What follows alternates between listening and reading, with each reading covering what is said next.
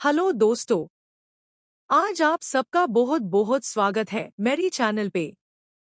और हाँ, अगर ये स्टोरी आपको दिल से छुए तो बीच बीच में लाइक बटन जरूर दबाते रहना और वीडियो को शेयर करना मत भूलना, क्योंकि ऐसी कहानियां सुनने के लिए बनी है और बांटने के लिए भी।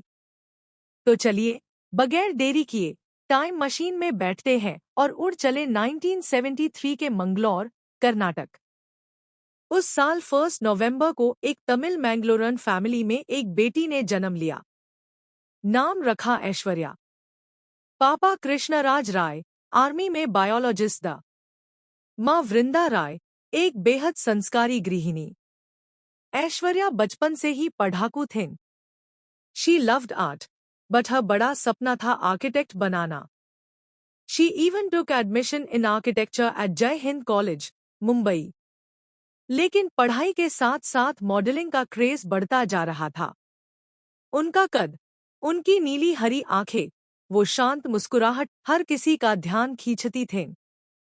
बट असली टर्निंग पॉइंट आया 1994 में। ऐश्वर्या ने मिस इंडिया कंपटीशन में हिस्सा लिया। दोस्तों, कंपटीशन में उनके आगे सुष्मिता सेन थीं। सुष्मिता ने मिस इंडिया जीता, ऐश्वर्या फर्स्ट रनर अप रही। बहुतों ने सोचा कि अब ऐश्वर्या पीछे रह गई, बट जो हुआ वो हिस्ट्री बन गया। उसी साल दोनों सुष्मिता और ऐश्वर्या मिस यूनिवर्स और मिस वर्ल्ड कॉम्पिटिशन्स के लिए इंडिया का रिप्रेजेंटेशन करने गई। और फिर क्या? सुष्मिता ने मिस यूनिवर्स जीता और ऐश्वर्या ने मिस वर्ल्ड। ये पहली बार था कि एक साल में इंडिया ने दोनों बड़े खिताब अपने नाम कर लिए। पूरा देश जश्न में था। मैं खुद उस टाइम छोटा था, बट वो तस्वीर आज भी याद है। काली साड़ी में ऐश्वर्या, सर पर ताज, आंखों में आंसू। उन्होंने फाइनल राउंड में जो सवाल पूछा गया था, what qualities should a true Miss World have, तो उनका जवाब था, one who rises above nationality, religion and colour and sees the whole world as her family.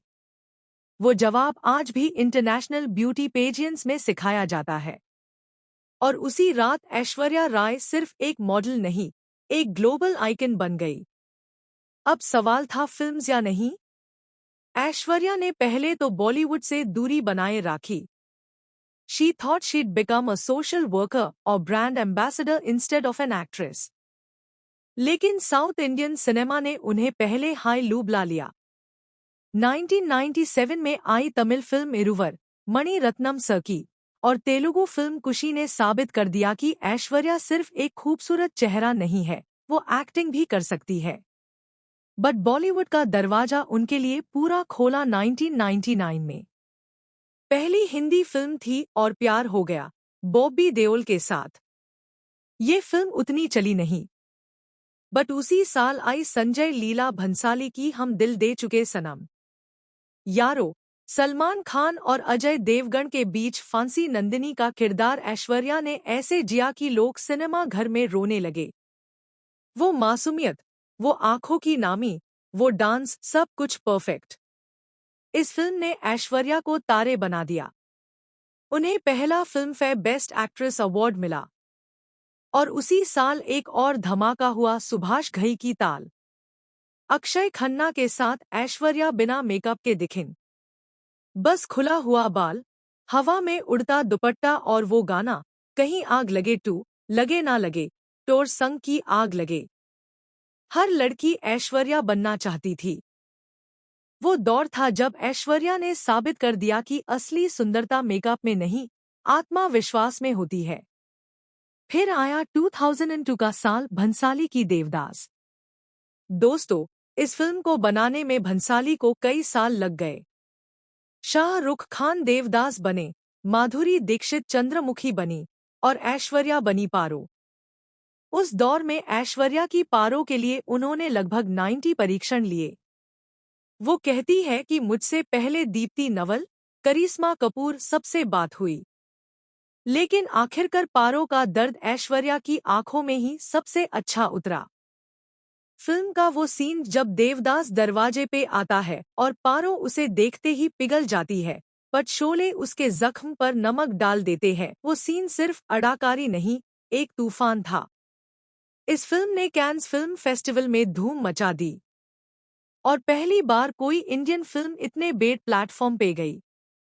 Aishwarya ने रेड कार्पेट पर जो साड़ी पहनी थी, गोल्डन और मैरून, उसकी चर्चा आज तक होती है।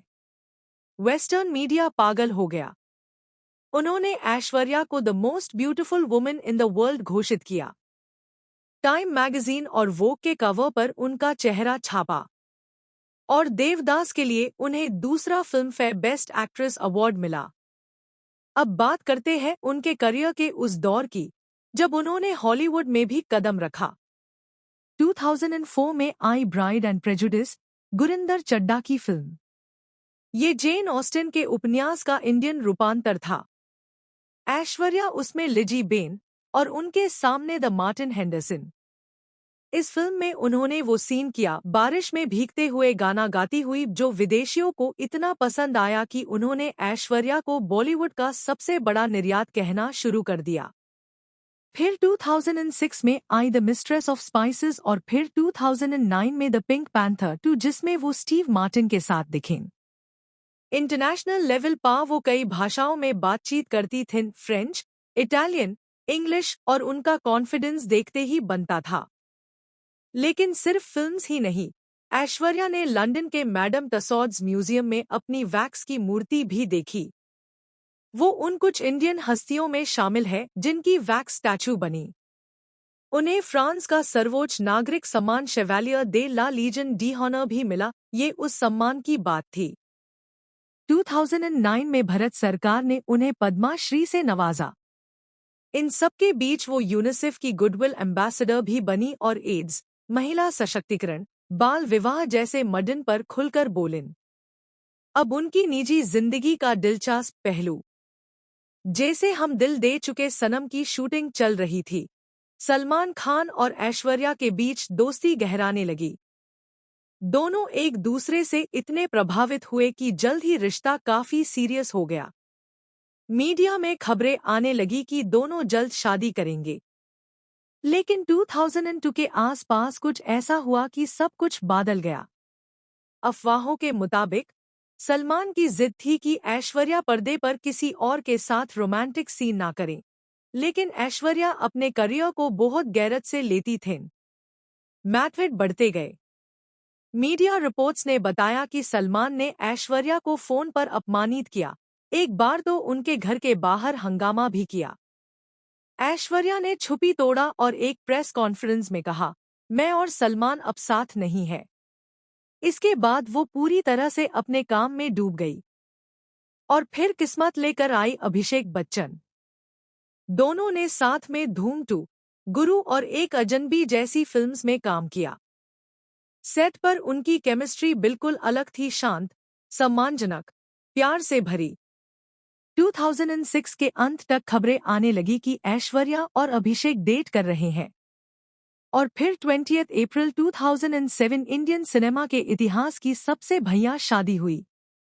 बच्चन परिवार के जुहू बंगलो को लाइट से सजाया गया।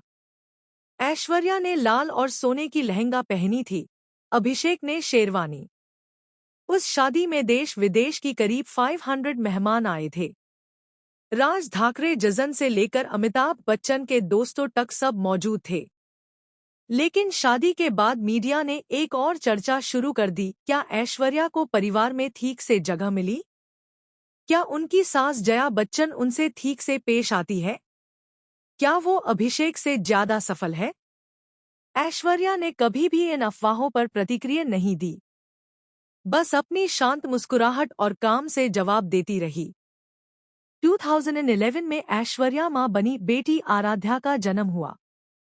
ये वो दौर था जब उन्होंने करियर से थोड़ा ब्रेक लिया। 2015 में जज्बा में उन्होंने एक रेप विक्टिम पुलिस ऑफिसर का रोल किया, काफी गहरा किरदार था, लेकिन फिल्म असफल रही। 2018 में फन्ने खान में उन्होंने एक एस्पायरिंग सिंगर का रोल किया, वो अच्छी थीं। 2022 में पोनियन सेल्वन, मणि रत्नम की तमिल मेगा फिल्म में उन्होंने एक क्वीन का रोल किया जो बेहद रहस्यमय थी। उन्होंने साबित किया कि उम्र सिर्फ एक नंबर है और टैलेंट कभी फीका नहीं पड़ता। लेकिन क्या आप जानते हैं कि ऐश्वर्या के साथ कई बार अजीबोगरीब विवाद भी हुए? एक बार 2007 में कैन्स में पैपरजी ने उनकी बेहद क्लोज अप तस्वीरें लीं और उन्होंने यूज पिंपल गेट का नाम दिया क्योंकि ऐश्वर्या के चेहरे पर एक दाना था। वो हंसी उठाई गई, लेकिन ऐश्वर्या ने कहा, मैं इंसान हूँ, परफेक्ट नहीं। दूसरी बार 2023 में उनके फादर का स्वास्थ्य बिगड़ा तो वो बीच कैन से वापस लौटी और फिर भी कुछ लोगों ने उन्हें नाटक करने का आरोप लगाया। लेकिन ऐश्वर्या ने ऐसी आलोचनाओं को कभी जवाब नहीं दिया, बस सीधे मामले का सामना किया। आज ऐश्वर्या राय बच्चन 52 साल की हो चुकी है। वो बहुत कम फिल्म्स करती है, लेकिन जब भी करती है वो सुर्खियों में छा जाती है।